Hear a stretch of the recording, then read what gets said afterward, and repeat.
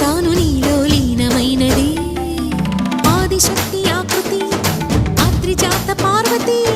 తానువైన ప్రాణధవుని చెంతకు చేరుకున్నది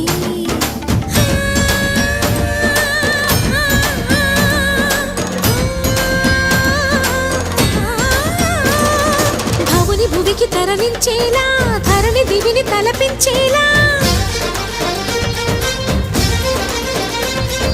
రసతరంగిణి వేళ ఎదిని నృత్యరతుని చేయగలిగే వేళ భరత వేదముగ నిరత నాట్యముగా కదిలిన పదమిది ఈశా